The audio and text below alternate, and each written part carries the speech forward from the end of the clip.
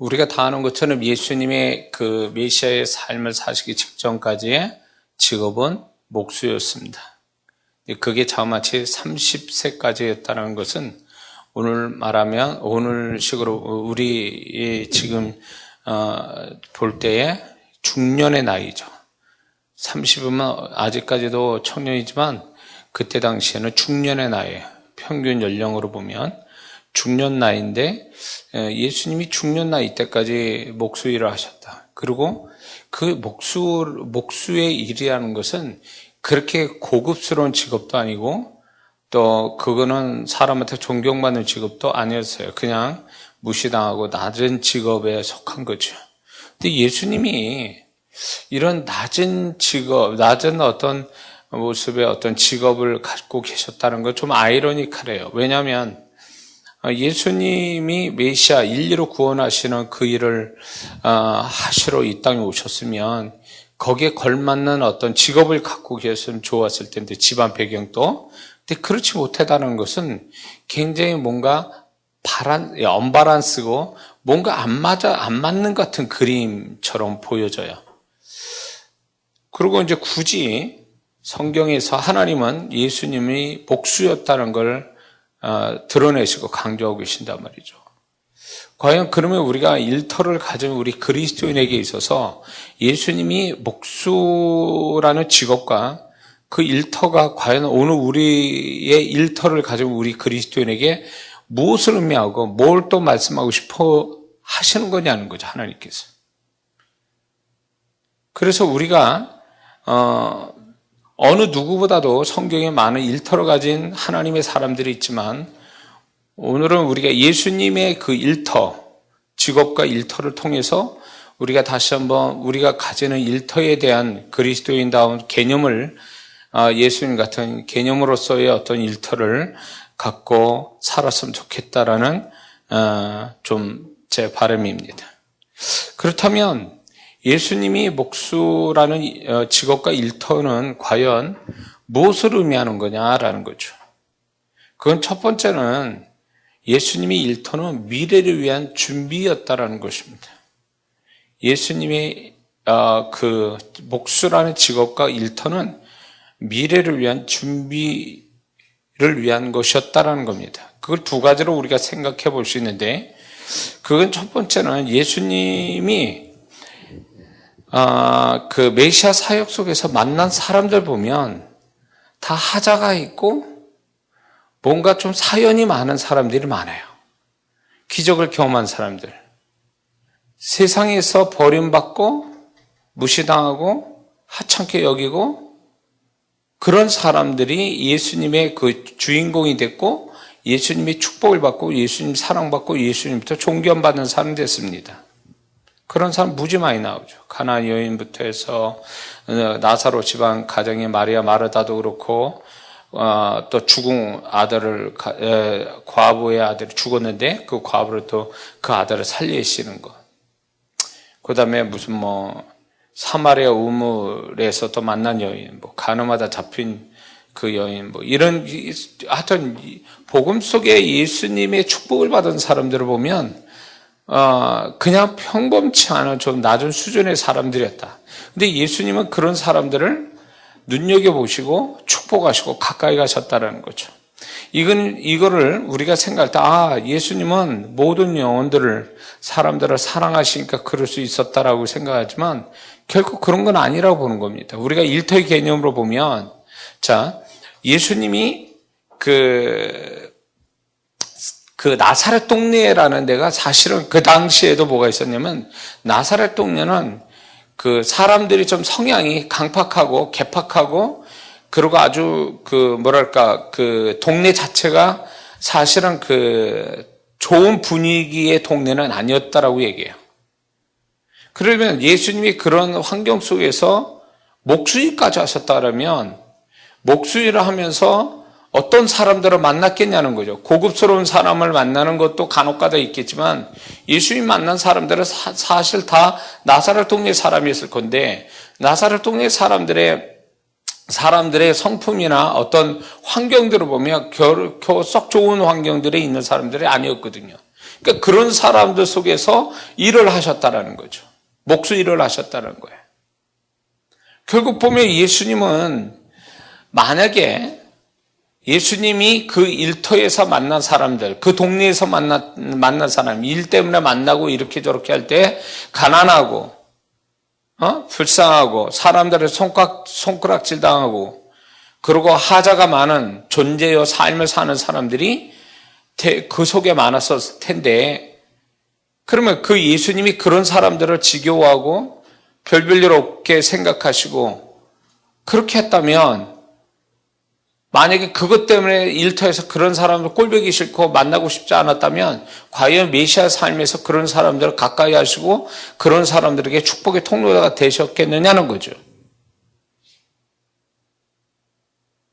그렇기 때문에 예수님이 일터에서 만난 사람들이 다 하자가 있고 문제가 있는 사람이라 할지라도 예수님은 그런 사람들을 다 이해하시고 또 그런 사람을 사랑하셨기 때문에 결국 메시아 삶 속에서도 예수님을 따라다녔던 그 수많은 하자 많고 문제 많은 사람들도 품을 수 있고 축복해 줄 수 있었다라는 거죠.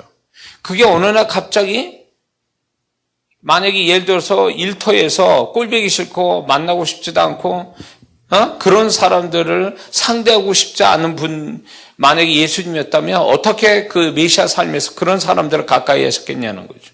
그게 하루아침에 되어진 거냐 이거죠. 그런 사람들을 이해하고 그런 사람을 가까이 하고 축복해 줬다는 것은 그 이전에 나사렛 동네에서 목수 일을 하시면서 만나졌던 사람들이 아니었겠냐는 거죠. 그런 유사한 사람들을 일터에서 만나자는 사람을 사랑하고 그들을 이해하고 그들과 가까이 하시는 그 예수님이었기 때문에 메시아 삶에서도 그렇게 자연스럽게 나왔다라는 거죠. 결국 예수님의 메시아 사역, 소위 말해서 문제 많은 사람들을 만나서 그들을 존재와 삶을 바꿔주시는 그분의 사랑과 그런 사람들을 이해하시는 것은 결국 어디서 출발이 되냐면 예수님은 목수 일을 하시는 데서 출발이 됐다는 거죠. 목수가 집에서 혼자 하는 건 아니거든요. 사람들을 만나야 되겠죠. 그런 속에서 예수님은 그런 정말 별별 없고 무시당할 수 있는 그런 부족한 사람들, 문제 많은 사람들을 이해하고 품어줬기 때문에 그들을 사랑하셨기 때문에 그게 사역으로 갔다라는 거죠. 만약에 지겨웠다면 어떻게 메시아 사역이 그런 사람들을 어떻게 가까이 하셨겠냐는 거죠. 그런 걸 보면 예수님이 사역을 위해서 준비하신 게 결국 뭐였냐면 미래를 위한 준비가 결국 일터에서 이루어졌다라는 거죠. 목수라는 직업과 일터에서 예수님의 거대한 메시아의 사역이 준비됐다라는 것입니다. 그러므로 우리가 지금 일터에서 만나지는 사람들이 내가 지겹고 꼴보기 싫고 만나기 싫고 이런 사람으로 그렇게 됐다면, 만약에 그렇게 사람들을 그런 식으로 됐다면 아마 그 사람이 장래를 위해서 하나님이 그를 그런 일터를 갖게 해서 준비하게 하시려고 그러는데, 준비는커녕 그것 때문에 도망가고 싶고 그런 거에서 진절머리 나고 그런 거에 쳐다보지도 않으려고 했다면 하나님이 그 사람의 장래를 위해서 뭔가 큰 거로 준비한 것에 대해서 그 사람은 일터에서 준비되지 않았기 때문에 하나님이 예비된 더 좋은 곳을 만날 수 없다라는 것을 얘기할 수 있는 거죠. 예수님의 다시 반복해서 얘기하지만 예수님의 메시아 삶에서 만나진 그 사람들은 결국은 그 사람들을 가까이 할 수 있었던, 친근하게 그들을 축복하실 수 있었던 건 일터에서 이미 준비되셨다라는 거죠.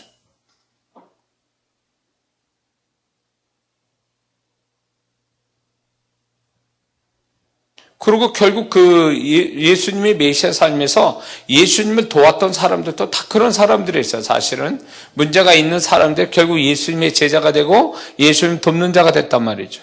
그렇다면 우리가 만나는 일터에서 만나지는 사람들이 결국 장래에 그런 유사한 사람들을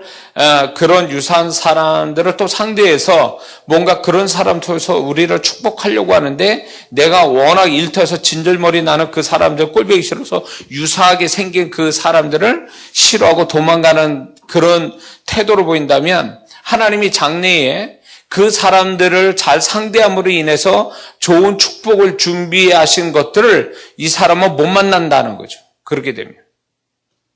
하나님이 인도하신 일터에서 내가 싫고 부정적이고 도망가고 싶고 진절머리 나고 귀찮고 이렇게 생각하는 그것이라면 그 사람은 어쩌면 장래를 위한 하나님의 축복됨을 만날 만한 준비됨이 있어야 되는데 일터에서 준비됨이 없기 때문에 그 사람은 장래의 축복을 놓칠 수도 있다는 걸 얘기하는 거예요. 그런 유사한 사람으로 하나님이 축복을 준비했다면 어떻게 할 거예요?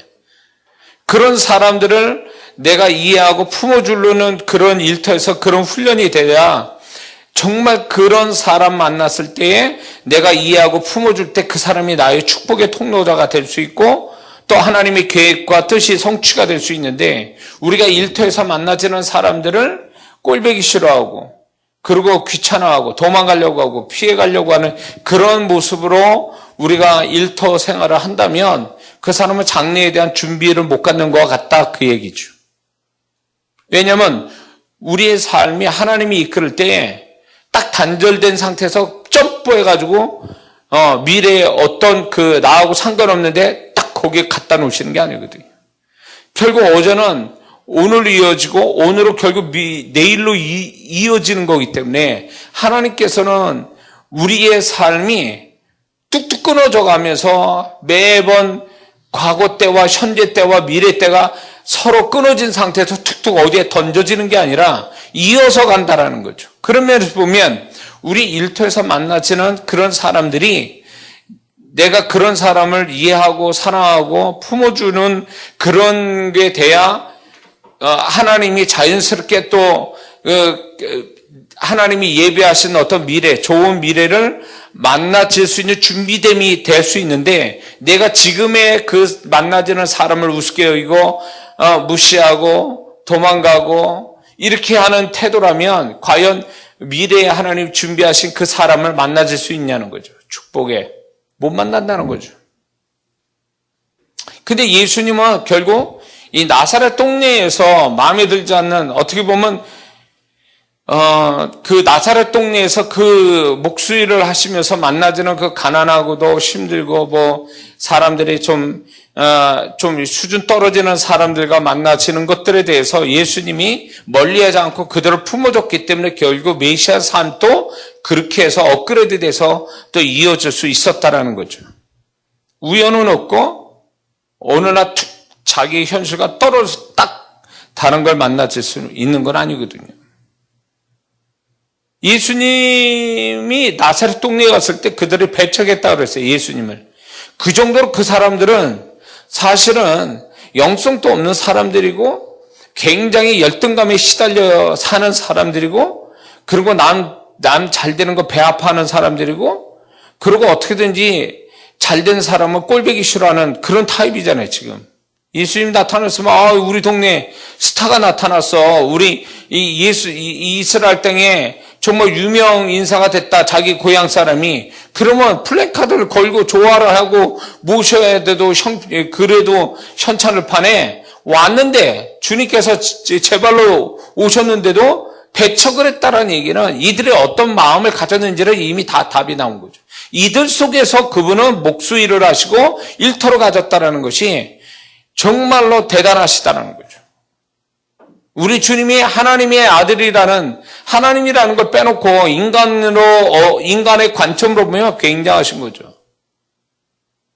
그런 속에서 다 그런 것들을 어쩔 수 없이 한 것도 아니요.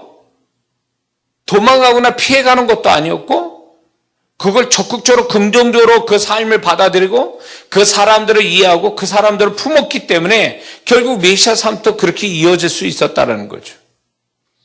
그러니까 지금의 어떤 자기의 일터에 긍정성을 못 갖게 된다면 그 사람은 장래를 위한 준비가 될 수가 없다는 거예요. 장래를 위한 준비가 아직 안 됐다는 걸 또 의미하는 거죠. 자, 예수님이 그 목수의 직업과 일터가 예수님의 그 미래를 준비하게 됐다라는 그 두 번째 측면을 생각해 보면 목수라는 직업에서 오는 육체의 건강함이 주님이 메시아의 삶과 십자가를 감당케 하는 준비가 되셨다는 겁니다. 자, 제가 이걸 어떻게 하냐면 대부분 채석장에서 돌 깨는 분들과 그 다음에 목수, 나무 가지고 다루는 분들이 굉장히 힘이 세요. 건강해요. 그분들은 막 대장장이 제가 이렇게 만나봐도 그 옛날 대장장이 일하신 분이 막 70세, 80세. 그러니까 이제 저쪽에 제가 이제 그 주물 그 솥단지를 사러 그 무쇠솥을 사러 이제 그 우리 동네에서 좀 되는 그 동네에 가보니까 솥단지를 만드는데 거기 일하는 사람이 70세, 80세예요. 젊은 사람 있고 최고령자가 70세, 80세예요. 그런 분들이 여전히 일을 하더라는 거죠. 그러니까 철을 다루고 돌을 다루고 나무를 다루는 사람들이 굉장히 건강해요. 한 번은 저희 집에 이사를 하려고 우리가 이사하려고 이제 그 이삿짐에서 이제 일하는 분이 오셨는데 그분이 목수일을 했대요. 과거에. 그러면서 이삿짐을 나르는 그 일을 하게 됐는데 힘이 엄청나더라고요. 장롱을 옮기고 뭐 냉장고 옮기는데 막 엄청나게 꼼짝도 안 하는 거 그분 혼자서 다 하더라고요. 그래서 힘이 엄청 세구나. 역시 목수일을 하는 분들은 힘이 세구나. 그걸 경험해서 그런 측면에서 보면 예수님이 메시아의 삶을 사신다. 식사할 겨를도 없으셨다 그랬어요. 그리고 철야기도 하시고 새벽기도 하시고 전도하시고 복음 전하시고 그리고 3년 반의 생활을 합니다. 그렇게 하셨어요. 거기에다가 예수님이 십자가를 이제 하나 가만 39대의 매를 맞으시는데 우리가 패션 크라이스트 저기에 보았지만은 거기에서도 보면 예수님이 엄청난 채찍을 맞으시잖아요. 그게요, 역사 속에 보면 그거 맞다가 죽는 사람이 허다하게 많다는 거예요. 거기에다가 자기 십자가를 지고 올라가다가 죽는 사람도 있고 십자가형에 달리자마자 죽는 사람도 있고 이렇다는 거예요. 근데 예수님이 보세요. 예수님이 메시아 삶을 다 사시고 십자가의 고통을 다 참으시고 성경을 응하시고 다 하실 거 다 하시고 다 이뤘다 하시고 돌아가셨거든요. 뭘 얘기하냐면 그분이 이렇게 메시아의 삶을 끝까지 십자가에서 다 이루실 수 있는 건 그분의 기본적인 건강이 그분의 육체의 건강이 그게 뒷받침될 수 있었다라는 거죠. 그래서 이 예수님이 목수일을 하셨다는 것은 굉장히 어떤 메시아와 십자가, 우리를 구원하기, 이루시기 위한 그 정과정을 다 감당할 수 있는 기본 일터 근육이 있으셨기 때문에 가능했다는 거예요. 만약에 집에서 공부나 하시고, 편식이나 하고, 아파서 골골대서 뭐 약이라도 늘 먹어야 되고, 그러면 어떻게 그게 감당이 되냐 그 얘기예요. 그러면서 보면 예수님의 그 목수라는 이 일은 결국 예수님의 거대한 메시아의 삶을 위한 준비였다라는 거죠.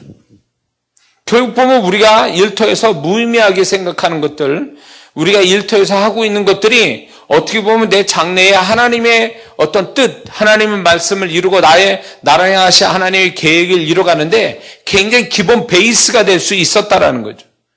그렇게 된다는 거죠.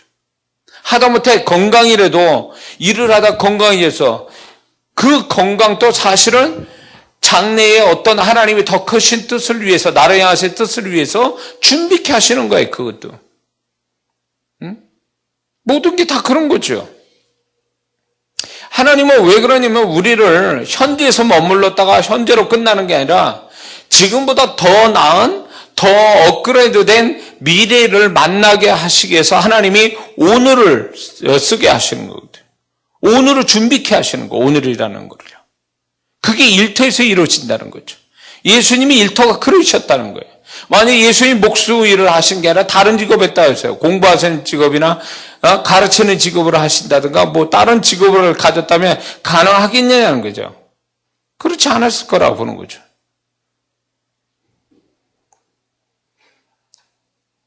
그러므로 우리가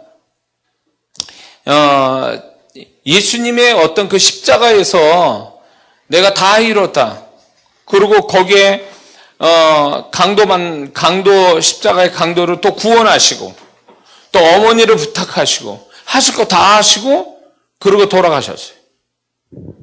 그게 기본이 그런 어떤 기본적 체력이 있지 않는 한 그게 가능하지를 못하다는 거죠. 아무리 정신력이 뛰어나도 육체가 그렇게 연약하다면 감당이 안 되는 거죠. 그러면서 하나님은 어떻게 보면 저는 여기다 초점 더 두는 게 주님이 우리의 구원을 완성시키는데 기본은 체력이 없기 때문에 하나님이 그 체력을 보강할 수 있는 목수의 일을 30년 동안 하게 하셨다. 저는 그게 틀리지 않다고 봐요. 천국 가서 물어볼 질문은 많은데 그 중에 하나도 이거예요. 왜 목수 일을 하셨는지에 대해. 근데 제 나름대로 이렇게 해석이 되는 거죠. 우연이라는 건 없어요. 우연이라는 게 없어요. 네?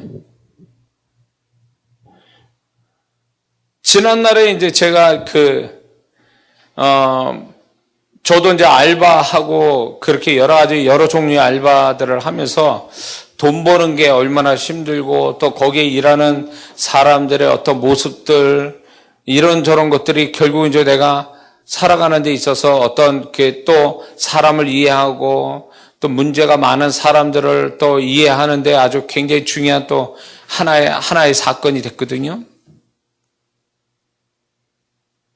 그리고 이제 제가 돌이켜봐도 제가 이제 이거는 일터에 가는 거 아니지만 제가 태권도를 하면서 그 태권도를 하면서 그 몸에 밴 것들이 결국은 제 인생 살아가는데 굉장히 중요한 어떤 기본이 돼주는 그것이 됐다는 거죠. 그러니까 하나님께서는 우리가 지금 어떤 일을 하고 있는지에 대해서 이 일이 결국은 장래를 위한 준비됨으로써의 오늘이지 미래가 단절된 오늘만은 아니라는 거예요. 그래서 이런 사람이 있어요. 여기서는 대충 하고 적당히 하고 내가 언젠가 어디에서는 잘할 거야. 그렇게 사고방식을 갖고 있는 사람은 엄청나게 잘못된 사람이라는 거죠. 그러면 그 사람이 그런 논리는 지금까지 하나님이 여기까지 인도하신 하나님, 이 하나님을 안 믿는 거예요. 불신앙이죠. 여기까지 인도하신 하나님을 안 믿고 내가 볼 때 지금 힘드니까 이거는 내가 볼 때 무의미하고 낭비되는 거다 생각하니까 여기선 대충 하고 어떻게든지 피해가서 도망가서 내가 장래에 어디 더 좋은데 그때 가서는 내가 잘하겠다라는 이 사고방식은 굉장히 위험하다는 거죠.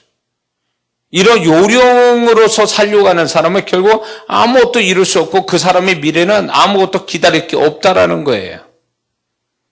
응? 자신의 지금 하나님이 인도하신 자신의 삶에 최선을 다하지 못하는 사람이 어떻게 미래에 하나님이 예비된 것을 맞이할 수 있느냐 이거예요. 자신의 지금 최선을 하나님이 인도하심이 분명하다면 거기서 그게 좋든 나쁘든 간에 내가 기분이 좋든 나쁘든 간에 거기서 최선을 다해서 예수님 같이 최선을 다해서 그 다음에 그걸 밑바탕으로 해서 새로운 미래 새로운 축복된 것을 만날 만하게 준비돼야 이게 지혜로운 거지. 지금은 하나도 뭔가 장래를 위한 준비됨은 없고 대충 하려고 하고 적당히 하려고 하고 그냥 어떻게 하면 피해가려고 하고 요령으로 하고 이런 사람은 결국 그 사람한테는 미래도 없다라는 거죠. 좋은 것만을 위해서 쫓아간다? 내가 기분이 좋고 이득이 될 만하고 계산되는 쪽으로 쫓아가고 그렇지 않는 것들은 되도록이면 도망가고 피해가고 안 하려고 하는 그것은 결국 올바른 그리스도인의 삶의 자세는 아니라는 거예요. 그렇게 살 것 같으면 세상 사람들이 그렇게 살지만 예수 믿는 사람은 그렇게 살아서 될 문제가 아니라는 거예요. 그렇게 살면 그 사람은 반드시 미래가 보장받지 못한다는 거예요. 미래가 준비되지 않는다는 거예요. 만약에 예수님이 나사렛 동네 사람들 그 사람들은 되도록이면 안 만나고 싶고 재수 없고 이제 피하고 싶다 이런 식으로 내가 메시아의 삶을 사는데 이런 사람들을 상대해야 되는가 이러면서 그 사람들 피해 다녔다면 과연 복음서에 나타난 그 수많은 우리에게 은혜 주고 또 도전을 주는 그 수많은 복받은 그 복음서에 나타난 사람들을 어떻게 주님이 그 사람들을 어떻게 가까이 하시며 축복을 주셨겠냐 그 얘기예요. 응? 그러므로 우리가 세상 사람같이 이기적인 어떤 계산적인 태도로서 오늘을 바라보고 내가 최선을 다하지 않는 삶을 산다면 그 사람은 미래도 없다고 봐야 돼요.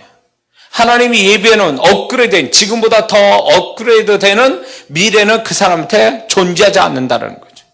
업그레이드된 미래를 만날 자는 오늘의 주어진 하나님이 이끄심에 대한 최선을 다하여 그걸 수용하려고 하고 그 긍정적인 수용하는 마음을 가진 자에게만 업그레이드된 미래가 나타나지 오늘을 바라보는 시각이 부정적이고 내가 일터에서 있는 것들이 다 부정적으로 본다면 그 사람은 결국은 미래는 예약 못 받습니다. 우리가 지금 볼 때 좋은 것만이 미래가 밝을 것 같습니까? 아니요. 예수님 입장을 보세요. 예수님은 지금 좋은 것이 장래의 축복이 된 게 아니라 지금 안 좋은 게 장래의 축복을 가져오는 계기가 됐다는 거예요. 주님의 논리를 보면 그러므로 예수 믿는 사람은 지금까지 하나님이 인도하셨다. 그걸 믿어야 되고 그리스도인들은 우연이 없다. 지금 내 삶도 하나님이 나에게 허락되고 이끌어 오셨다는 걸 믿는다면 내가 적어도 그 일터에서 괴롭고 힘든 일도 있겠지요. 그러나 그런 것들에 대해서 내가 소홀함이 없이 내가 봐도 그 일을 그만둔다 할지라도 나는 최선을 다했다. 나는 후회함이 없다. 라고 말할 수 있는 사람만이 하나님이 예배하는 미래를 만날 수 있다라는 거죠. 믿습니까? 그러므로 예수님은요, 장래를 위한 준비함이 곧 그분의 목수라는 직업과 일터였다. 장래를 위한 준비. 그러므로 우리의 일터도 결국 오늘로서 끝나는 게 아니라 그것이 미래를 위한 새로운 어떤 하나님이 예비하신 새로운 데로 이전되기 위한 어떤 그것으로 나아가기 위한 준비 과정이고 그게 기본이 된다는 걸 잊지 말고 오늘 내가 주어진 그 일터에서 내가 후회함이 없는 부끄럽지 않는 스스로 만족할 수 있는 하루를 끝낸다는 거 이게 그 사람이 장래를 소유할 수 있는 비결이 된다는 거 우리가 잊지 말아야 될 줄 믿습니다. 할렐루야. 두 번째 예수님의 그 일터, 직업과 일터라는 것이 무엇을 얘기하고 있냐면 이런 겁니다. 예수님의 일터에서 예수님은 몸과 마음이 서로 다르셨다라는 거죠. 이게 무슨 얘기냐면 예수님의 몸은 힘을 써야 되는 몸에 힘을 써야 되는 목수일이지만 그분의 마음은 늘 영적이었다라는 것을 얘기해 주는 거예요. 예수님이 30세까지 목수일을 하셨다면 굉장히 많은 세월을 목수로 보내신 거예요. 그런데 그 예수님이 30년 동안 목수일을 하시면서 그 정도 되면 어떤 일을 적어도 20년 이상 했다고 쳐보세요. 그러면 그 직업의식이라는 게 굉장히 무섭거든요. 20년 동안 그것만 했다고 쳐보세요. 그걸로 사고방식이 얼마나 채워져 있었겠어요. 그렇게 되면 뭐냐면, 그렇게 되면 그 사람의 마음조차도 다 그걸로 다 이렇게, 그걸로 지배받고 그걸로 물들어 있다는 뜻이거든요. 뭘 봐도 어떤 사람이 20년 동안 한 가지 일을 했다면 그 사람은 반드시 어딜 봐도 그것만 볼 거예요. 그런 시각으로 본다는 거죠. 그건 그 마음까지 지배했다는 거예요. 그 직업이 자체가. 그렇다면 예수님이 30년이에요. 10살부터 했다 그러면 20년간이에요. 20년간 했으면 그분이 그 일에 대해서 얼마나 오랫동안 했겠어요. 그렇게 되면 그 마음도 같이 어떤 일터에 대한 마음도 가득했어야 되는데 예수님은 몸과 마음이 따로 놀았다는 거야. 몸은 육적이지만 육적인 일에 매였지만 마음은 영적이었다라는 거죠.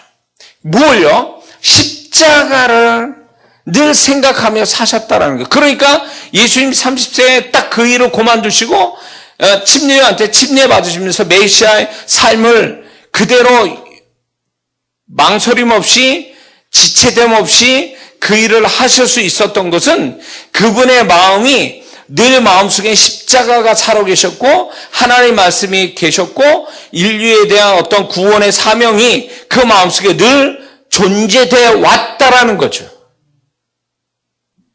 존재되어 왔다는 거예요.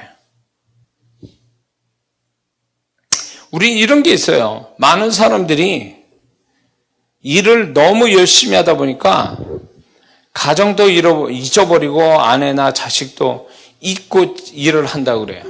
그게 일 잘하는 것 같지만 결국 보면 그렇게 일하여서 뭐가 문제냐면 본인은 회사에서 충실해서 일을 잘했겠지만 가정으로 볼 때는 그 사람이 어떻게 보면 남편으로서 아빠로서의 어떻게 보면 충실한 가정의 가장이나 남편이 될 수는 없었다라는 거죠. 그래서 많은 사람들이 이런 게 있어요. 보니까 우리나라도 황혼이혼이라는 게 결국 그 남편의 입장으로 보면요. 젊었을 때 쎄빠지게 일해서 가정에다 돈을, 가정을 꾸렸는데, 아내와 자식을 키우는데, 나중에 아내와 자식한테 버린당한다. 그게 황혼이혼이고, 자식들이 자기를, 아빠를 안 찾는다. 이거는 뭐의 문제냐면, 이런 거예요. 회사에다 마음을, 자기 일터에다 마음을 다 빼앗기며 일을 하는 걸 좋아해요. 그러나 균형을 못 잡은 거죠. 가정에 대한 균형을 못 잡고. 그래서 이렇게 얘기하는 사람이 있어요. 모든 마음과 생각과 힘을 일터에다 100% 쏟지 마라. 그러게 되면 가정만 한다는 거예요. 가족 간의 관계가 깨진다는 거예요. 7, 80%만 회사에다 일을 하고 모든 걸 쏟고 30%는 가정에 들어와서 그 30%를 써야 된다 이렇게 얘기해요. 저는 그 말에 공감이 돼요. 너무 일터에다 마음을 빼앗기고 다 힘을 써서 가정에 돌아와선 힘쓸 게 없고 마음을 줄 게 없다라면 그 사람은 나중에 진짜 버림당할 수 있다는 거죠. 근데 보세요.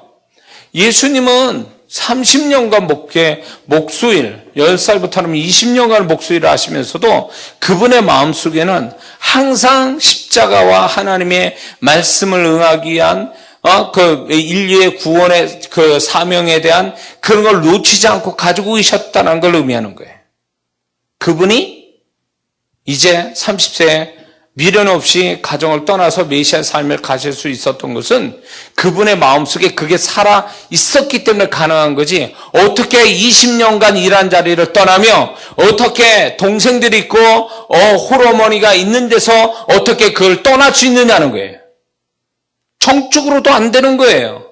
그러나 예수님이 그거를 다 떨칠 수 있었던 거는 그 마음에서도 그 마음이 일이나 가정에 빼앗기지 않고 하나님을 향한 말씀에 관한 자신의 사명에 대한 이런 것들을 늘 마음속에 불타고 계셨기 때문에 때가 되면 그런 걸 다 손을 놓고 뒤돌아보지 않고 그분의 뜻을 위해서 다른 길을 가실 수 있었다라는 거예요.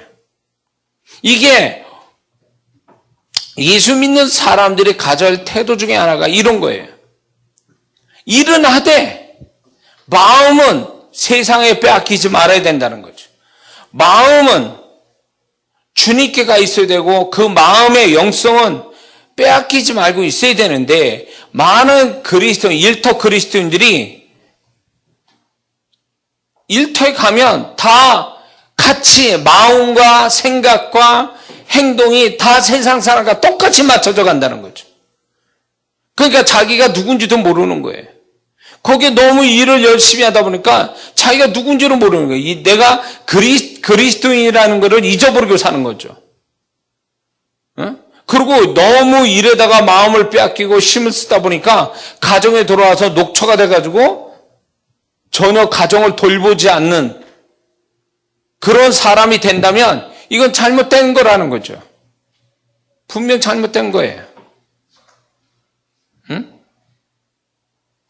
로렌스 형제의 하나님의 임재 연습이라는 책이 두라노 진짜 오래된 책이에요. 난 그 책 보고 충격을 받고 저도 굉장히 그 책을 많이 읽었던 책 중에 하나였는데 그 수도사가 로렌스라는 수도사가 부엌에 들어서 설거지하면서도 주님을 생각하고 주님의 임재를 경험했다고 얘기해요.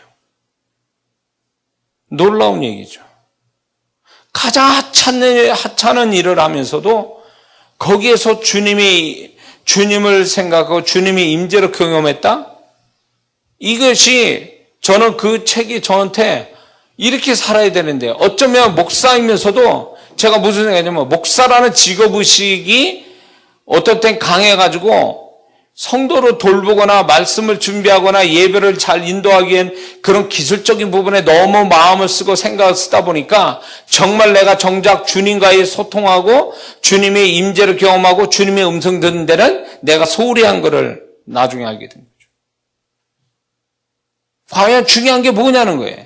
네가 지금 어떤 일을 하는데 열심히 하는 거 좋다는 거예요. 그러나 그 열심히 하는 가운데 정말 마음은 주께로 가 있어야 되고 주님을 향해야 되고 주님의 음성 들을 수 있어야 되고 그러면서 마음에선 주님께 초점을 두고 있어야 되는데 그런 것이 하나도 없다라는 거죠. 사람만 보일 뿐이고 내 앞에 일만 보일 뿐이고 내가 거기서 일하는 한 사람이라는 것만 인식이 된 거지 거기서 주님이 계시고 주님의 음성 듣고 주님의 임재를 경험하는 거는 그런 거는 아예 생각조차 못한다는 거죠. 그러게 되면 이미 마음이 빼앗긴 거죠. 몸과 마음이 똑같이 돌아가는 거죠. 이거는 일터 그리스도인의 모습은 아니에요. 몸은 일을 하는 이 몸으로서 일은 한다 할지라도 마음은 얼마든지 내가 그 일이나 세상에 빼앗기지 않고 주님에게 집중하고 주님의 말씀 떠올리고 주님의 모습을 보려고 하는 이런 것이 돼야 되는데 영적이어야 되는데 몸도 육적인데 마음까지 육적이다? 이렇게 되면 이게 어디서 일터 그리스도인의 모습을 가질 수 있냐는 거죠. 근데 예수님은 그것이 항상 그 마음속에 늘 그분은 영적인 마음을 늘 소유하고 그것이 다른 것들이 그 마음을 빼앗지 못하도록 그 예수님 마음을 늘 충만하게 되어 있으셨기 때문에 집을 떠나실 때 동생 적어도 6명 이상 되는 동생 일찍에 아버지가 돌아와서 호르몬이 모시는 가장된 입장에서 인간적으로 보면 굉장히 마음이 아픈 거예요. 쉽게 발걸음 떨어지는 게 아니라고요. 그러나 예수님이 그렇게 쉽게 때가 되면 옮길 수 있었던 건 집을 나올 수 있었던 건 이런 마음에서 그게 되어진 거예요. 그렇게 쉽게 그게 해결될 수 있었던 거죠. 네?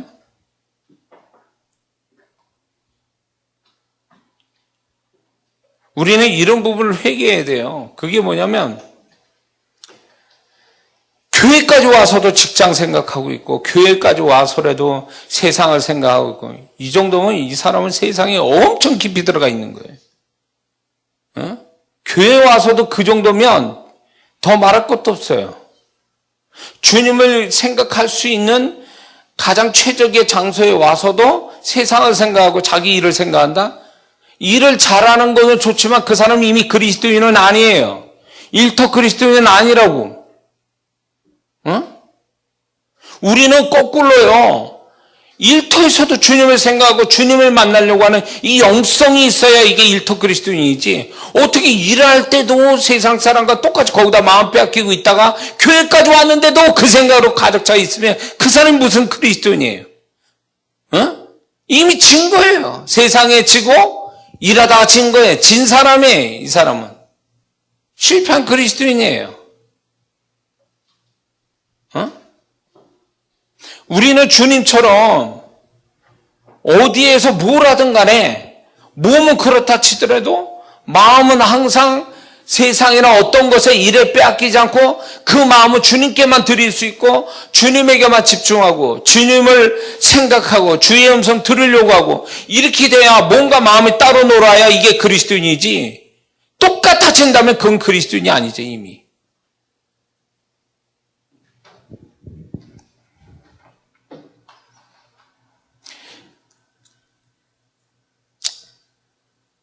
우리 이렇게 생각해요. 많은 그리스도인들이 뭐냐면 교회만 열심히 해라. 교회에 충성되라. 그리고 세상에서는 세상에 열심히 하라고 가르쳐요. 좋아요. 열심히 하는 거 좋아요. 근데 마음까지도 세상에다 바치고 있어. 응? 하루 일을 하면서 성경 구절 한 구절을 떠올립니까? 주님을 떠오릅니까? 그렇다고 해서 내가 그 주님의 뜻대로 뭔가를 해보려고 하는 게 있습니까? 주님을 그 현장에서 보려고 하는 마음이 있습니까? 전혀 그런 게 없다면 이미 그 사람은 실패한 그리스도인이에요. 그렇게 살면 안 되죠. 예수 믿는 사람이. 응? 세상 사람도 너무 열심히 하다 보니까 가정도 잊어버리고 그렇게 일하는 사람들 많아요. 그 사람은 언젠간 반드시 가족들한테 버림당합니다. 틀림없어요. 우리 아버지, 내 남편 고생했다고 이렇게 말할 것 같죠? 전혀 안 그렇다는 거예요. 응? 오히려 그 아내와 자식은요, 자기 아빠가 그렇게 열심히 일한 거를 좋아하는 게 아니라 불만을 갖는다는 거죠.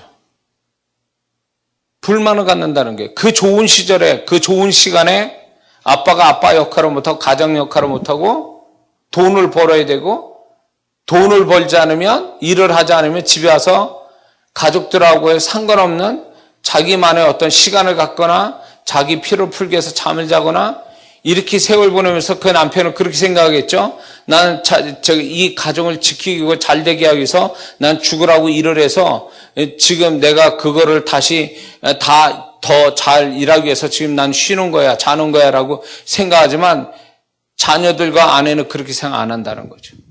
결국 버림당할 수 있다는 거예요. 그렇게 하다가. 네? 예수 믿는 사람은요. 균형 잡힌 어떤 삶이 필요해요. 신앙과 삶이 균형을 잡고 있어야 돼요. 어느 한쪽으로 쏠려서 안 되거든요. 그래서 예수 믿는 사람이 우리가 너무 일을 너무 열심히 하죠. 주님이 잊어버렸다. 이건 변명이 지나지 않아요. 우리가 일을 너무 열심히 해서 주님을 생각 안 하고 산다. 그거는 주님이 없다라고 생각하는 불신자하고 동일한 모습이에요. 주님을 생각해야죠. 말씀을 생각해야 되고 그래서 그 현장이 영적인 현장이 돼야지 계속 돈을 버는 육적인 현장으로서만 인식이 돼버리면 그 사람이 나중에는 교회에 오면 어색한 거예요. 왜? 일주일 내내 주님 없이 살다가 교회 오니까 낯설은 거지.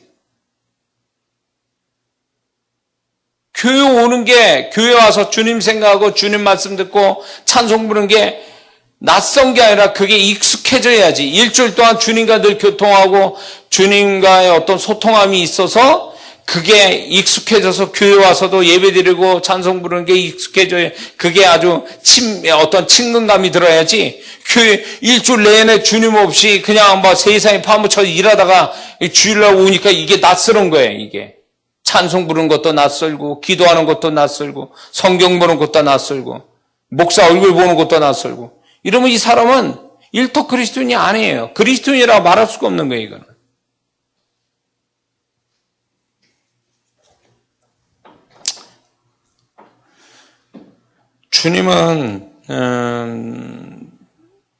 주님께서는 몸과 마음에 따로 놓으셨대.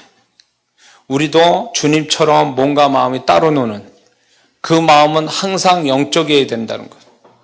그 마음은 누구에도 빼앗기지 않고 주님에게만 드린다는 것.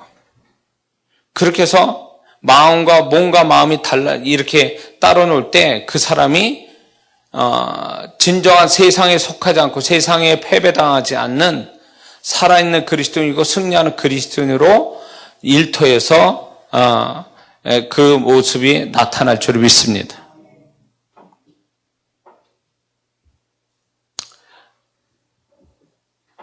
근데 여기서 한 가지 우리가 짚고 넘어갈 게 왜 하필 많은 직업 중에 목수일까? 예수님이 왜 목수였을까?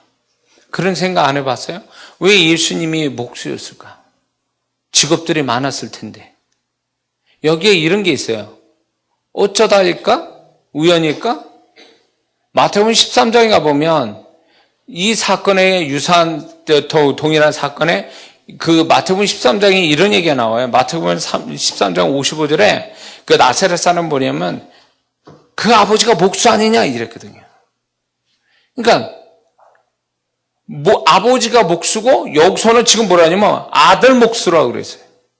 마리아 아들 목수라고 그랬으니 아버지도 목수, 그러니까 예수님도 목수. 아버지 가업을 이어받은 목수로서의 그냥 운명처럼 목수로서 살아셨겠느냐 그거예요. 그것이 어쩌면 맞을 수도 있지만 어떻게 보면 그 예수님이 목수라는 직업을 갖게 된 데는 지극히 그거는 예언적이라는 거죠. 예언적이라는 거예요. 그거는 어쩌다 된 게 아니라 가업을 이어받았기 때문에 목수가 된 게 아니라 그건 다분히 예언적이라는 거예요. 왜냐하면 두 가지 의미에서 그래요. 왜 그러냐면 첫 번째는 목수라는 직업은 결국 원목을 가지고 어떤 상품성이 있는 물건을 만들어내는 직업이죠. 그렇죠? 원목, 나무 그 통째로 가져와서 자르고 이렇게 다듬어서 어떤 좋은 탁자로 만들든 의자로 만들든 그 만드는 어떤 상품성 있는 물건을 만드는 작업이죠. 다시 말해서 목수는 별별 없는 것 가지고 가치 있는 것으로 바꾸어주는 능력을 가진 자라는 거죠. 별별 없는 원목을 가지고 가치가 있게 만드는 탁자로 만드는 의자로 만드는 이 가치 있는 것으로 바꾸어주는 능력을 가진 자가 목수였다라면 예수님의 이 목수의 일은 예수님 사역의 그림자였다는 거예요. 하나의 예표와 같다라는 거죠. 그게 나무가 아니라 사람으로 바뀐 거예요. 메시아의 사역은 결국 목수로서는 나무 가지고 있지만 예수님이 메시아 사역에서는 그 나무가 결국 사람으로 바뀐 거예요. 존재와 인생이 망그러지고 수치와 부끄러움과 그런 존재와 인생을 주님이 그들을 만나면서 가치 있는 존재와 인생으로 바꿔주신 것. 이게 새로운 어떤 사람을 향한 목수일을, 영적 목수일을 하고 계신 거예요. 그러므로 예수님이 목수일을 하셨다는 건 지극히 예언적이면서 굉장히 예표적인 거죠. 상징적인 거였단 말이죠. 그런 거 보면 우리의 일터가 지금 어떤 일을 하든 간에 그게 어떻게 보면 그 하나님이 인도하신 일터가 하나님이 정말 인도했다면 그 일터는 예언적이래. 장래를 위한 어떤 예언적이라는 거예요. 응?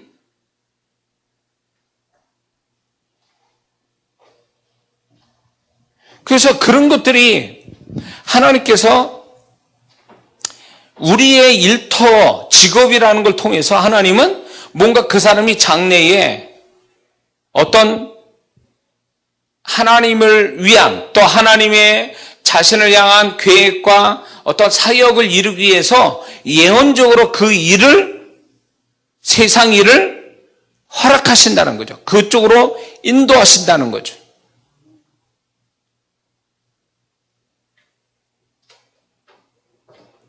어떤 사람이 교사로서 일을 했어요. 가르치는 일을 했어요. 그 사람이 가르치는 일을 굉장히 열심히 했어요. 좋은 어려운 학생들을 잘 돕고 잘 했어요. 근데 나중에 알고 봤더니 그 사람이 나중에 선교사가 돼서 전혀 글을 모르는 이방 족속한테 가서 복음을 설명하고 그리고 그들을 구원시키고 하나님의 사람으로 세워가는 가르친 일을 거기서 하더라는 거죠. 선교사로서. 그러면 이 가르친 일, 이 사람이 학생을 가르쳤던 그 일은 결국 예언적이라는 거예요. 하나님의 사명을 이루기 위한 예언적 일이었다는 거죠. 예수님이 그거예요.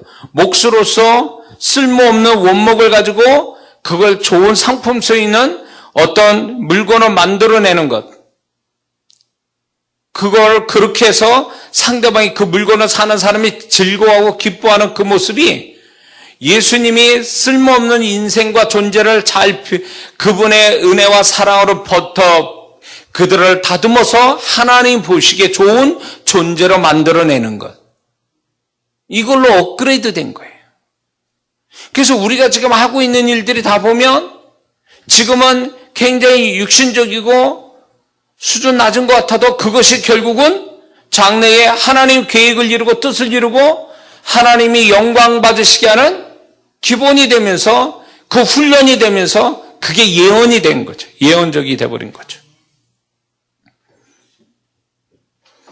그래서 예수님이 목수일 하신다는 건 굉장히 그 당시 직업으로 보면 하찮고 수준 낮은 거지만 그 일로 인하여 예수님 20년간 그 일을 하신 그것이 결국 그분이 얼마나 많은 의자와 탁자로 만드셨는지 모르겠지만 그분이 결국 그런 일을 하신 것이 결국 사람 또 그렇게 만들어주신 일을 하셨다라는 거죠. 사람을 그렇게 만드셨다. 원목을 가지고 좋은 상품을, 물건을 만들어내듯이 망그러진 존재와 인생을 그분이 적절하게 그 사람을 만나줌으로 인생을 바꾸고 존재의 값을 바꿔주시는 이것으로 바뀌는 어떤 기본이 됐다는 거죠. 예표가 된 거죠. 그러므로 우리의 일을 가만히 보세요. 일터에 내가 일을 하는 게 무의미하고 돈 벌기 위한 하나의 과정으로만 볼 게 아니라 그것이 과연 장래에 어떤 예언적인 어떤 일인가를 한번 생각해 볼 필요가 있다는 거죠. 하나님 왜 나를 이 일을 시키지? 내가 왜 이런 일을 해서 돈을 벌게 하시지? 라는 거에 대해서 이게 예언적이지 않을까? 예수님처럼? 예언적일 수 있어요. 예언적일 수 있어요. 응?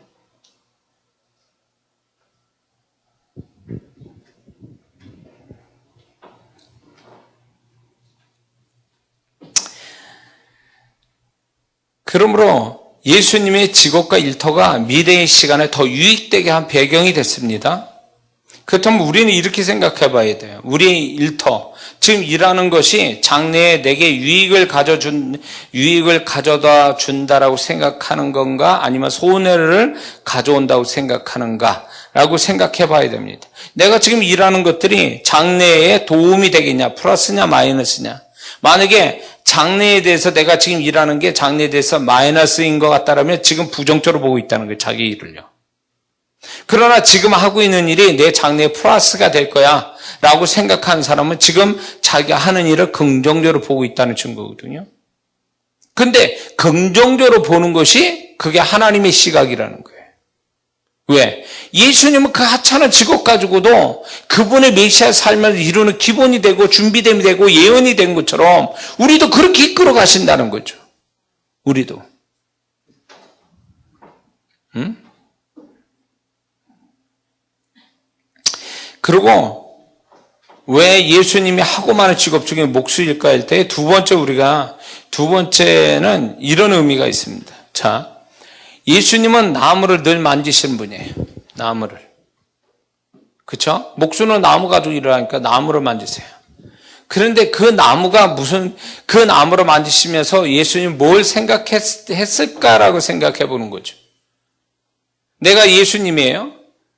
매일 나무를 만집니다. 그런데 그 나무를 만지면서 뭘 생각했냐는 거죠. 나는 이거였을 것 같아. 내가 예수님, 내가 장래에 이 나무에서 달려 죽을 건데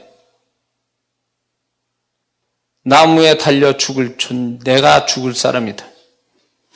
그러므로 예수님은 나무를 만지시면서 그분의 사명을 생각했을 거고 그분의 어떤 십자가 지고 죽어야 될 당신의 운명을 생각했을 거고 그러면서 이 나무를 통해서 나무를 만지면서 내가 누구인가에 대한 정체성을 더 확인하게 됐을 거고 그 나무를 만지면서 마음을 더 강하게 이걸 이루어야 된다라는 생각을 더 가지시지 않았겠느냐는 거예요. 응? 예수님은 그래서 나무를 20년간 만지면서, 적어도 10살부터 하셨다고 친다면 나무를 20년간 만지면서 그분은 매일매일 그 나무를 만지면서 다짐하고 또 다짐하고 자신의 십자가의 사명을 다시 한번 생각하고 내가 누군가에 대한 정체성을 계속 되새겼을 거라는 거죠. 그래서 그걸로 강해지고 그걸로 더 뚜렷하게 자신의 사명을, 당신의 사명을 깨달아갔을 거고 더 확신을 가졌을 거라고 생각이 드는 거죠.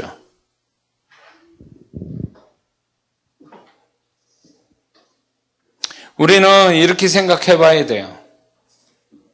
우리의 일터에서 과연 나의 정체성이나 나의 사명을 기억나게 해주냐는 거죠. 예수님은 나무를 만지면서 당신 누구시고 과연 내 장래가 어떻게 될 거는가를 그걸 통해서 더 선명하게 미리 경험하고 계신 거죠. 피해가지 않았어요. 만약에 예수님이 나무를 만지면서 내가 십자가 죽을 사람이다라는 이 두려움에 빠졌다면 목소리를 그만두셨을 거예요. 두려움이 있었다면. 그러나 예수님은 그걸 계속 20년간을 만졌다는 것은 두려워하지 않고 그걸 뚫고 나가려고 하는, 그걸 다짐하고 또 다짐하는, 강하게 하고 더 강하게 하는 하나의 계기로 삼으셨을 거라는 거죠. 나무를 보면서. 그분이 누구인가를 나무로 만지면서 더 그분은 자신의 정체성을 더 확인했을 거라는 거죠. 그러면 우리가 지금 하고 있는 일에 대한, 내가 왜 이 일을 하지? 일을 하고 있는 것에 대한 속에서 나의 정체성, 내가 누구지? 그러면 내가 이 일을 하면서 나의 사명이 점점 더 확신해 가는가? 내가 이 일을 하면서 내가 누군가를 더 알아가고 있는가? 내가 이 일을 하면서 내가 앞으로 어떻게 될 건가에 대해서 그것이 내가 손해보고 힘든 하나님의 어떤 뜻이 있을지라도 피해가지 않고 나는 이걸 통해서 더 마음을 잡아가고 있는가 생각해 봐야 된다는 거죠.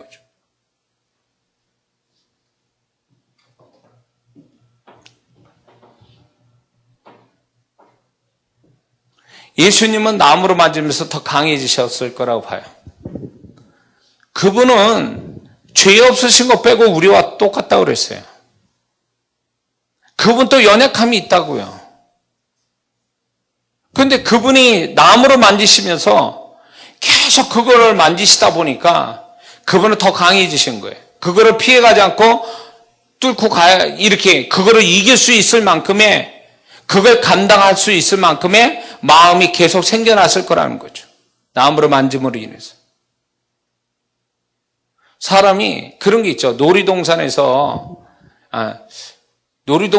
그렇고 번지 점프 하는 사람들이 그 TV에도 본 사람들은 자주 봤겠지만 저도 이제 해보고 싶은 마음은 있지만 겁나서 못하겠는데, 번지 점프 하는 사람 처음에 그 TV에서 보면 얼마나 그 두려워합니까?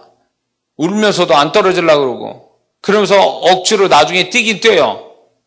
근데 놀라운 건요, 그 사람은 한 번이 무섭지 두 번, 세 번도 한다는 거죠. 한 번이 어려운 거지 두 번, 세 번 하면 아무것도 아닌 거예요. 저는 이것이 예수님도 그러셨을 거라 봐요. 그분이 나무로 만지면서 내가 나무에 달려 죽을 것이다, 인류를 위해서. 그럴 때 그분의 연약함이 얼마나 마음으로 힘드셨을까라는 생각이 듭니다. 그러나 계속 나무로 만지면서 자신의 사명을 되새기고 그 나무로 만지면서 강해지신 것이 결국 십자가에서 기꺼이 죽으실 수 있는 데까지 가는 그것이 나오지 않았겠느냐는 거죠. 일터에서 만들어진 거죠. 결국 나무로 만지는 그 일터에서.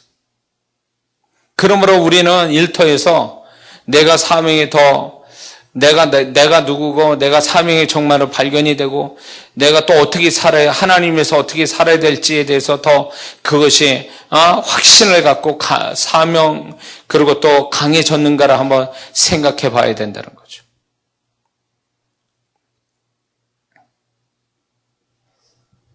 여기서 우리 한 가지 또 짚고 넘어갈 게, 자기가 생각할 때 못마땅한, 나는 이 직업이 못마땅하다.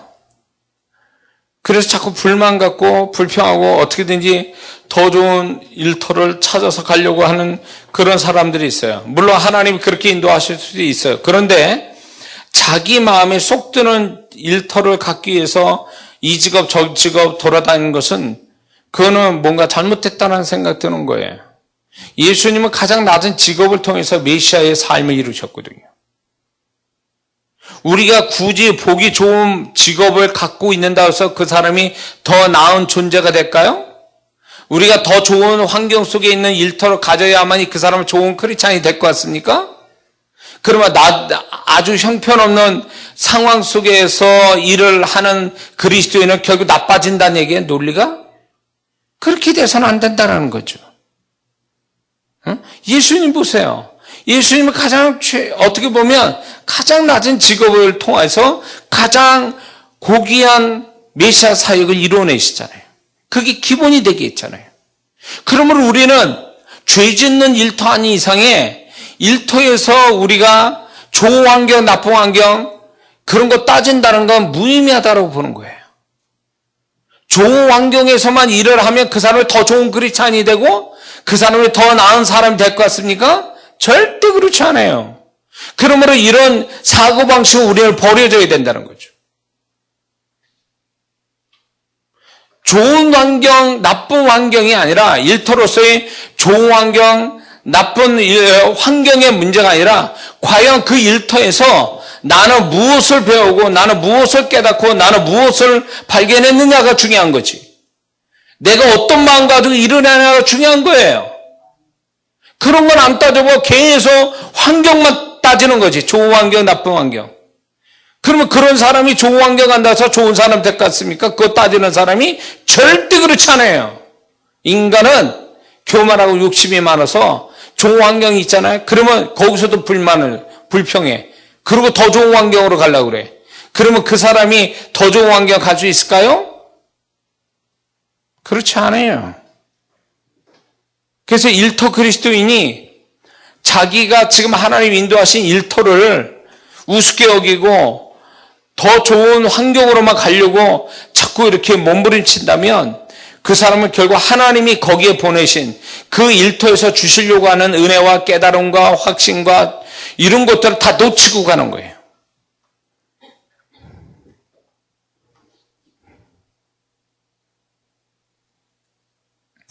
하나님이 우리 일터를 통해서 일터에서 우리는 지금 가지고 있는 일터, 예수님도 그 하찮은 직업의 일터를 통해서 그분은 엄청난 메시아의 어떤 삶과 인류를 구하는 십자가의 사건을 거기서부터 준비되고 계셨고 그게 하찮은 게 아니라 굉장한 하나님의 어떤 하나님의 그분을 예수님을 더욱 예수님 되게 만들어 주신 하나의 기본이 된 축복된 과정이었다라는 거죠. 우리도 그래야 된다는 거예요. 돈만 생각하고 내가 돈 벌기 위해서 직장 다닌다? 그렇게 하는 건 세상 사람의 가장 수준 낮은 삼류 생각을 가지고 사는 세상 사람이 지나지 않아요. 돈 벌기 위해서만 직장 다닙니까? 거기에다 얼마나 의미와 가치가 얼마나 있는데 하나님 앞에서. 그 이상의 의미와 가치가 있는 걸 발견하지 않는 채 우리는 단순히 어느 하나만 가지고 내가 직장 다니는 이유가 되고 그 하나 때문에 내가 갈등과 불만을 갖고 있다면 그건 진정한 일터 그리스도는 아니라는 거죠. 거기는 그 이상의 더 좋은 의미와 가치를 하나님이 주셨을 거고 우리는 그거를 발견해야 되고 그것이 장래에 내 어떤 새로운 축복으로 가기 위한 기본과 준비됨이 될 때에 그 사람이 정말 그 일터는 축복된 일터가 되는 줄 믿습니다. 자, 세 번째는 우리가 예수님의 직업과 일터 통해서 우리가 알아야 될 것은 예수님이 결코 이기적이시지 않으셨다라는 겁니다. 그건 뭐냐면 예수님이 30세이면 가족을 떠나 나가서 산다 해도 이상하지는 않은 나이예요. 중년의 나이니까. 근데 예수님은 보세요. 목수일을 하시면서 가족을 돌보고 있었습니다. 적어도 6명의 동생, 또 홀어머니 같이 살면서 도움을 주셨다라는 거죠. 근데 거기에서 예수님이 30세까지 희생하면서 가족을 돕고 그런 것이 결국 뭘 가져오냐면 그 동생 중에 야고보와 유다가 예수님의 훌륭한 제자가 되었다라는 거죠. 만약에 육신의 형인 예수님과 좋은 사이로서 가정에서 있지 않았다면 과연 예수님의 동생 둘이나 아주 중요한 초대교회의 중요한 어떤 제자의 삶을 살 수 있었겠냐는 거죠. 그건 예수님이 가정에서 그분이 희생하면서 가정을 돌봤기 때문에 결국 하나님의 영적인 축복이 그 가족 속에서 나타난 거죠. 그래서 일터 그리스도인은요, 이런 게 있어요. 자기 업으로 자기가 다 쓴다? 나는 이거는 잘못됐다고 봐요. 이게 적어도 가족이라는 관계 속에서 적어도 자기가 열심히 일해서 돈을 벌지만 도와야 될 사람들이 있을 거라는 거죠, 가족을. 적어도 가족을 위해서 희생하고 손해도 볼 줄 알고 뭔가 좀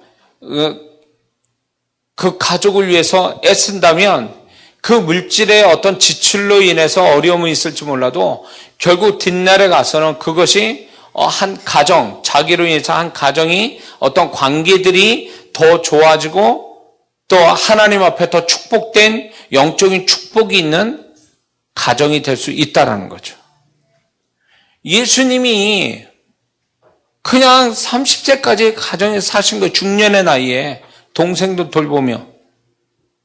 그게 누가 그렇게 하라는 것도 아니었지만 예수님이 그렇게 함으로 인해서 가정을 돕는 하나의 자신을 희생해서 가정을 돕는 그 역할이 결국에 가서는 더 좋은 일로 결산이 된 거죠.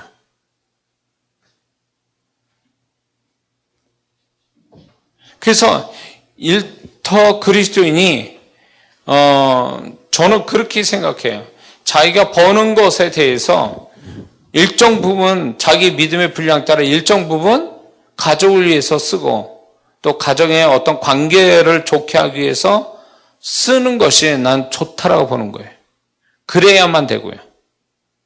그래서 일터 그리스도인이 내가 벌었으니까 내 마음대로 쓰고 뭐 안 줘도 그만이지만 결국 보면은 하나님의 뜻을 이루기 위해서 내가 조금 손해보는 것, 내가 조금 더 지출하는 것들이 결코 손해는 아니고 하나님이 그런 부분에 대해서 반드시 책임져 주시고 또 축복하신다는 걸 우리가 잊지 말아야 될 줄 믿습니다.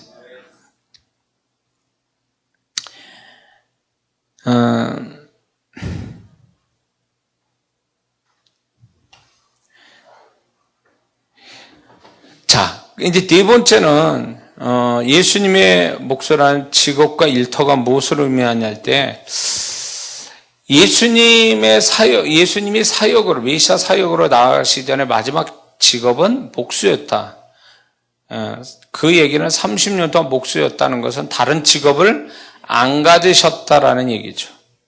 그 말을 다른 시각으로 보면 예수님은 목수로서 베테랑이었다. 목수로서의 달인이었다라는 뜻도 될 겁니다. 이거는 무엇을 얘기하냐면 예수님이 목수로서의 전문가가 되고 난 다음에 하나님의 메시아 사역이 진행됐다는 거예요. 이게 나는 중요한 의미가 있다고 봐요. 하나님은 이렇게 이끌어 가신다는 거죠. 모든 걸 어설프게 하고 대충 한 다음에 그 다음을 넘어가신 분이 아니라는 거예요.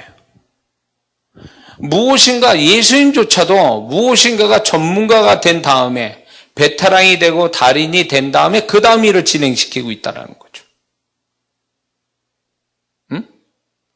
그 일에 대해서 잘 해낼 때까지 어쩌면 하나님도 그 다음을 아직 여시지 않았다라는 거죠.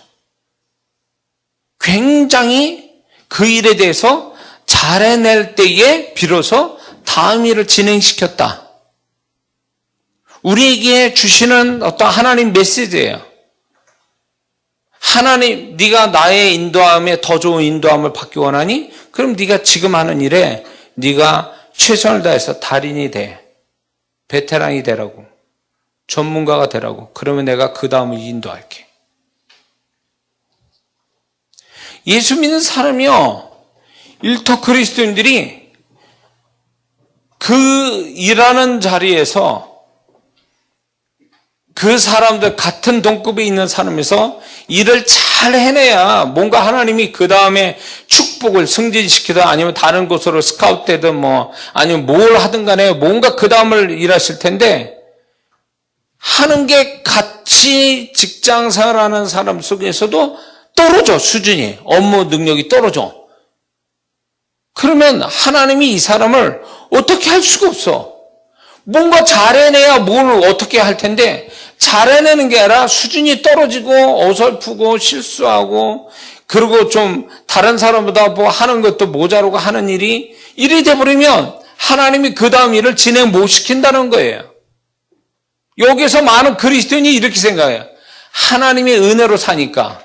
그러면서 자꾸 뭔가 자신이 베테랑이 돼가고 달인이 되어가는 것들에 대해서 포기하고 있다는 거죠.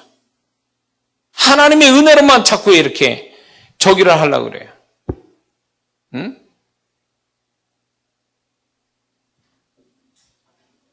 그래서 예수 믿는 사람은요, 예수님이 보세요. 자, 20년간을 만약에 10살부터 목수일 하셨다. 20년간 목수일 하신 동안에 다른 직업을 안 갖고 싶었겠냐고? 다른 직업을 안 갖고 싶었을까요? 그러나 예수님은 하나님께서 계속 그 목수일로 끝을 내시고 일을 어떤 직업을 목수로서 끝내시고 메시아 삶으로 들어가게 했다는 건 한 가지 일로만 하게 하셨다는 것은 굉장히 의미가 있어요. 우리가 뭔가 다양하게 일을 해서 하나님이 물론 이끌어갈 수도 있지만 어떤 사람은 하나님이 이끄시다는데 자기가 계속 요즘 사람들 경험 쌓는다고 이 직장에서 저 직장에서 이 직장 막 그렇게 옮겨다니면서 하다가 결과 뭐 하나 제대로 되는 것도 없이 그냥 세월만 허송세월 보내는 그런 사람도 있거든요. 뭔가 하나 제대로 하는 게 없어.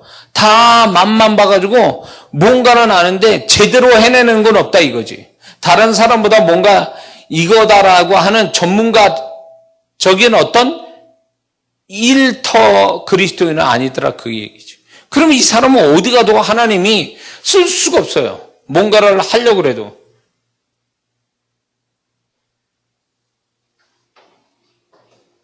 그래서 하나님은 절대로 예수님이 이 정도 했었으면 다른 직업도 갖고 뭐 이렇게 하다가 메시아 삶을 들어갈 수 있잖아. 그러나 하나님은 목수라는 일 하나만으로 결론을 내셨다는 거예요.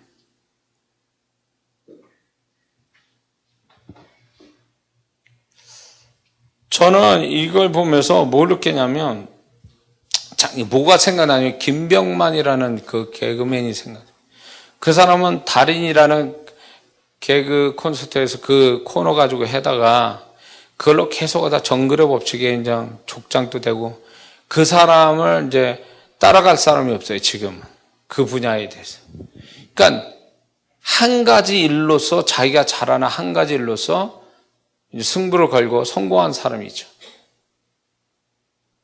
일터 그리스도인은 적어도요, 하나님이 뭔가 그 사람을 축복하기 위해서는 다양한 뭔가를 자꾸 뺑뺑이 돌려가지고 뭔가를 만드시는 게 아니라 한 가지로서 다른 사람이 따라올 수 없는 노하우와 어떤 능력을 갖기 위해서 그 사람을 세워주기를 원하시지 다양한 경험을 해서 뭔가를 세우시는 건 아니라고 보는 거예요.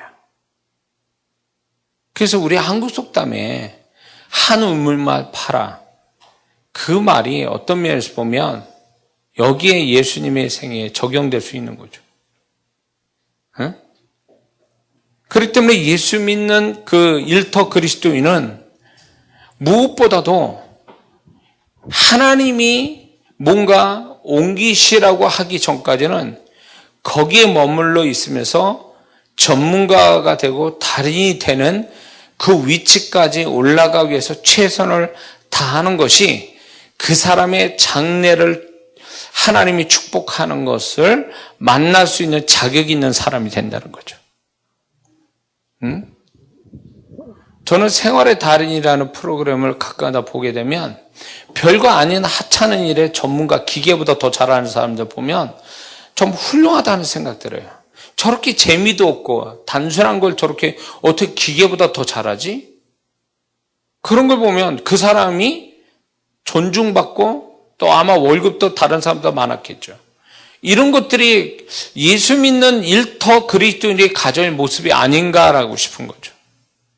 예수님처럼 20년간 목소리를 하셨으니 눈 감고도 뭘 하셔도 하시는 거죠. 그런 전문가가 될 수 있는 것이 결국은 예수님의 생애에 아주 중요한 어떤 기본이 되게 하고 그것이 오늘 우리가 일터 그리스도인에게 던지는 메시지가 된다는 거죠. 너는 과연 네 일에 지금 전문가인가? 네 일의 달인인가? 네 일에 어떤 그게 베테랑이냐는 거죠. 그게 되지 않고 어설프게 조금하고 저기서 조금 이렇게 하는 것들은 결국 그 사람은 하나님이 어떻게 축복할 수 없는 사람이에요. 깊이가 없고 완전치도 않으니까. 여기서 또 하나 우리가 발견하는 게 뭐냐면 20년간 목수일을 했다. 어떤 한 가지 일을 했다 그러면 무엇을 의미하냐면 굉장히 섬세하다는 걸 의미하는 거예요. 그 일에 대해서 굉장히 섬세하고 많은 노하우를 가지고 있다는 거거든요. 왜 이게 중요하냐면 그 운동선수도 늘 우승하고 그리고 남들보다 1등하고 남들보다 잘하는 사람들의 특징이 뭔지 아세요? 조그만 차이까지도 발견하고 그것에 예민해서 자기가 성공할 수 있는 그 틀을 만들 때까지 굉장히 섬세한 것까지 다루고 있다는 거죠. 야구 선수는요, 야구 배트 있지 않습니까? 그 배트가 그게 다 똑같은 거 아니에요. 보니까 야구 배트의 무게, 구람수까지 따진다 그래요. 그래서 잘 치는 사람은 그게 10g, 20g 차이도 느낀다는 거예요. 그 얼마 되지 않는 구람도 다 알아낸다는 거예요. 그래서 자기한테 딱 맞는 무게의 배트를 가져야만이 홈런을 치고 잘 친다는, 그게 제가 어느 기사를 보면서 야, 이렇구나. 잘하는 사람은 이렇게 섬세구나. 이렇게 디테일하구나. 이걸 알게 된 거죠. 그러면 예수님도 20년간 목소리를 하셨어요. 얼마나 디테일하신 분이었겠냐는 거죠. 그 일에. 그 디테일한 것이 영혼을 섬세하게 바라보시고 그 영혼을 정말로 존재로 바꿔주시고 축복하는데 굉장히 그게 귀하게 쓰셨다라는 거죠. 예수 믿는 사람이 그 얼렁뚱땅하다. 이거 위험스러워요. 김 집사가 이제 건축가 출신이니까 건축가 출신 치고 또 덜렁대는 사람은 없더라고요. 굉장히 예민하다. 아주 섬세해. 근데 섬세해서 너무 예민해가지고 스스로 들볶고 스스로 괴로움 주는 게 아니면 하나님 앞에서 진정한 일터 그리스도인에서 축복받는 사람 되려면 그 섬세함이 반드시 있어야 된다는 거죠. 그거로 인해서 다른 사람보다 전문가가 되고 달인이 되는 그 사람이 하나님이 그런 태도에 더 좋은 곳으로 이끌어 가시는 하나님의 섭리가 있다는 거죠. 그 예수님의 그 디테일함이 결국 영혼에 대하여 나타나게 되시더라, 그 얘기죠.